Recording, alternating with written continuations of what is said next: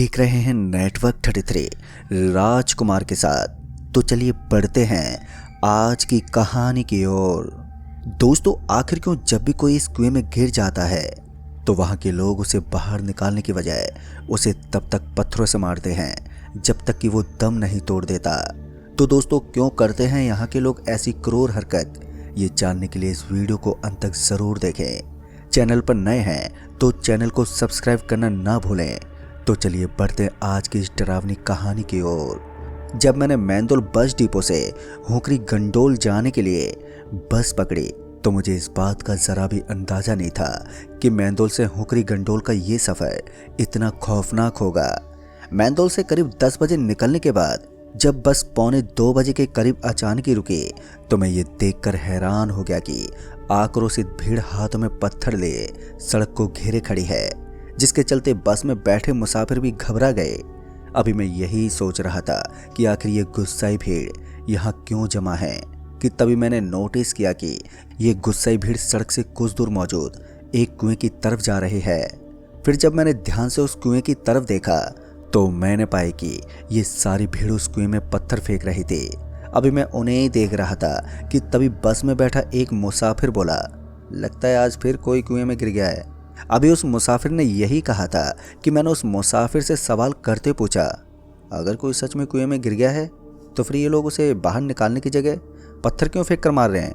मेरे सवाल करते ही उस मुसाफिर ने कहा, मुझे ज़्यादा तो कुछ नहीं मालूम, पर इतना मालूम है कि आज तक जो भी इस कुएं में गिरा उसे बचाने की जगह उसे पत्थर मार मार कर उसे मार दिया गया है।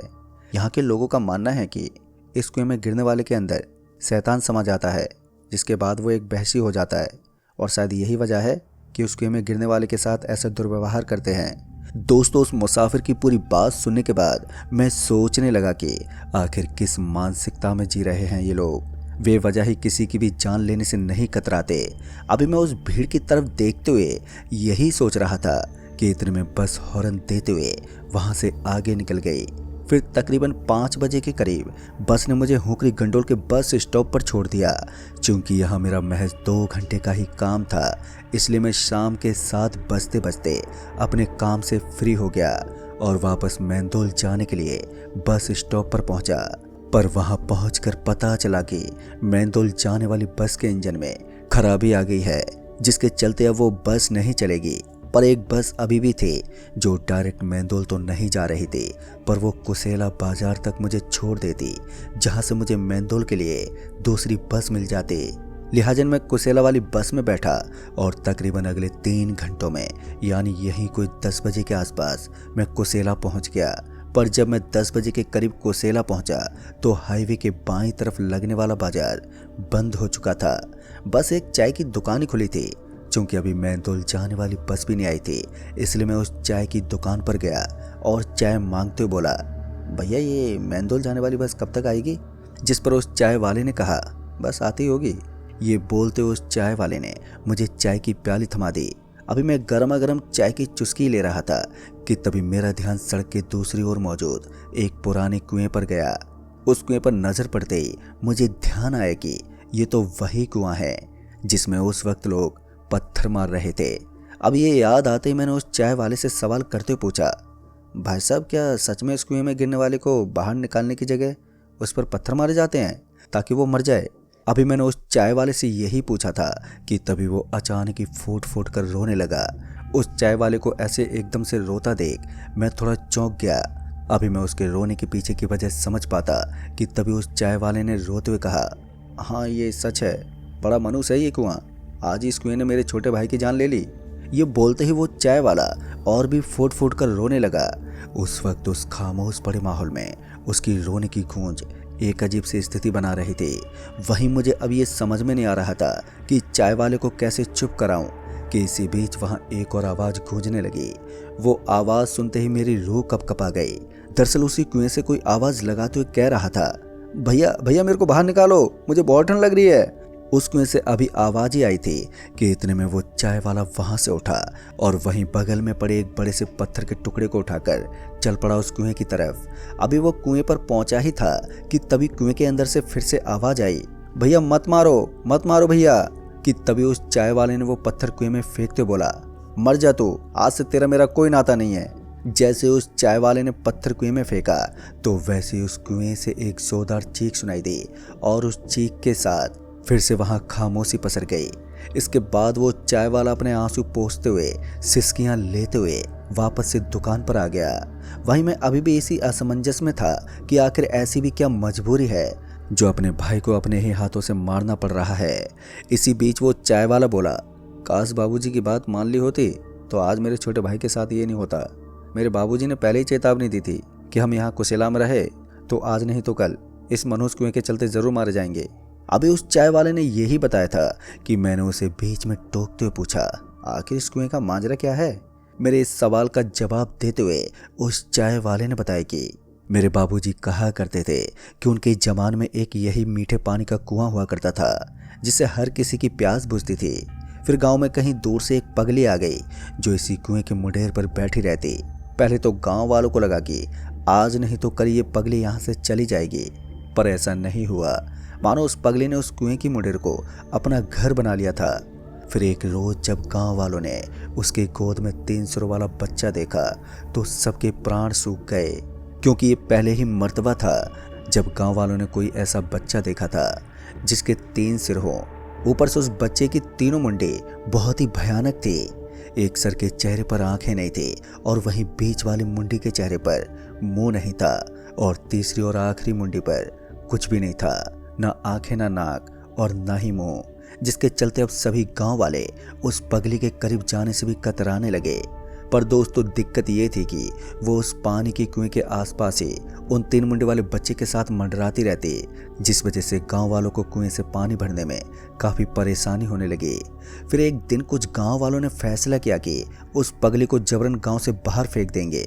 और जब गांव वाले उस पगली को गांव से भगाने के लिए उस कुएं पर पहुंचे तो वो अपने बच्चे को गोद में लिए कुएं के मुंडेर पर बैठी हुई थी। तभी उन लोगों में से एक ने उस पगली से कहा, तुम हमारे गाँव को छोड़कर चली जाओ, नहीं तो हमें जबरन तुम्हें यहाँ से भगाना होगा। पर उस पगली पर उस आदमी की बात का कोई भी असर ही नहीं हुआ, यहाँ तक कि उसने उस आदमी की तरफ देखा तक नहीं। वो पगली अपने उस 3 सिर वाले बच्चे के साथ अपनी ही दुनिया में खोई हुई थी। और वहीं उस पगली के चुप रहने के चलते उन लोगों का गुस्सा काफ़ी बढ़ गया और इसी गुस्से के चलते उन लोगों ने उस पगली पर हमला कर दिया। उस पगली को खदेड़ने पहुंचे गांव के वो लोग उसके बच्चे को जबरन उससे छीनने लगे ताकि वो डर जाए और अपने बच्चे के खातिर वो उनकी बात मान ले। पर ऐसा कुछ नहीं हुआ, बल्कि इस छीना झपटी में उसका बच्चा उस कुएं में ही गिर गया। वो 3 सिरों वाला बच्चा जैसे उस कुएं में गिरा तो वैसे ही वो पगली जोर से चीखी और उसका चेहरा गुस्से से तमतमा गया। पर वो अगले ही पल बिल्कुल शांत हो गई और आसमान की तरफ मुंह करके कुछ बड़बड़ाने लगी। उस औरत को ऐसा करता देख उसे खदेड़ने पहुंचे वो सभी गांव वाले उसी वक्त वहां से भाग गए। और यही उन सबसे बड़ी चूक हो गई, क्योंकि उन लोगों ने उस पगली के 3 सिर वाले बच्चे को उस कुएं से नहीं निकाला था, जिसके कारण उस पगली का वो 3 सिरों वाला बच्चा उसी पल मर गया। वहीं वो पगली अगले 3 दिनों तक उस कुएं की मुंडेर पर बैठी रोती रही। उन 3 दिनों तक उस कुएं के पास कोई भी नहीं गया और फिर चौथे दिन वो पगली कहीं गायब हो गई। यहाँ तक कि जब गांव वालों ने उस कुएं में झांक कर देखा तो उन्हें वो 3 सिरों वाला बच्चा भी नजर नहीं आया जो उस रात गिरा था। गांव वालों को लगा कि शायद वो पगली अपने बच्चे को कुएं से निकालकर चली गई है। ये सोचकर गांव वाले निश्चिंत हो गए कि चलो आखिरकार उन्हें उस पगली से छुटकारा मिल ही गया।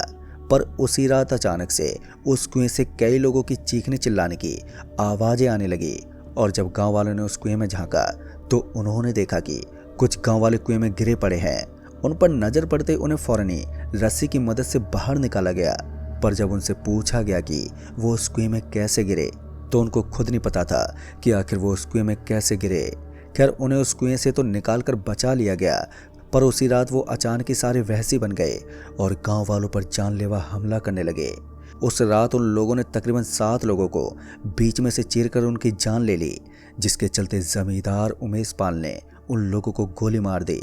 पर असल मामला तो अभी भी हम गांव वालों के नज़रों से कोसों दूर था।